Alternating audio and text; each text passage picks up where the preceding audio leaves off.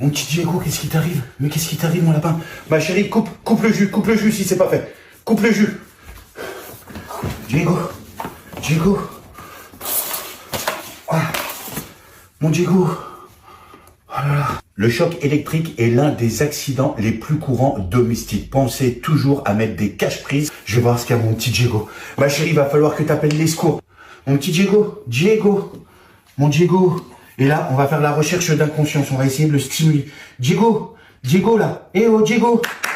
Il est inconscient. Donc là, on va aller rechercher la respiration maintenant. Pour ce faire, mettez sa tête en position neutre, pas trop en arrière, sinon vous allez lui faire le coup du lapin. Ceci permettra de dégager sa langue qui est tombée au fond de sa gorge et qui l'empêche de respirer. Et vous allez maintenir cette position tête neutre pendant 10 secondes.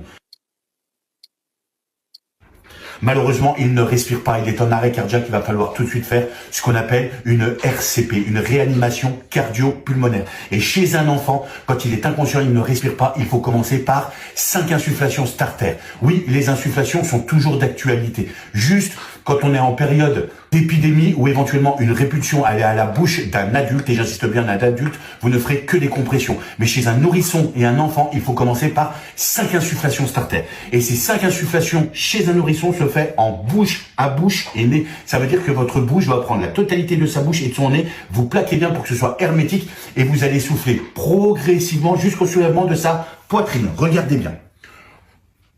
1, 2, 3, 4 et 5. On regarde s'il y a une reprise de vie. Pas de reprise de vie. On va attaquer tout de suite notre massage.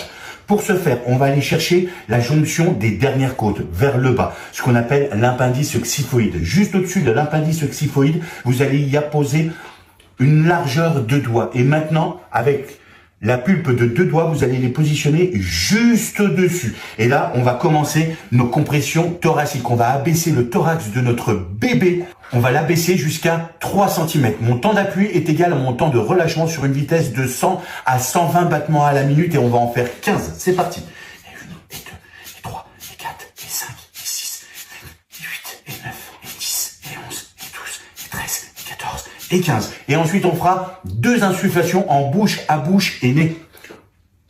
1 et 2.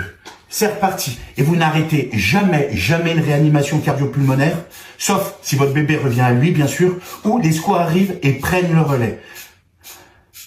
12 et 13 et 14 et 15.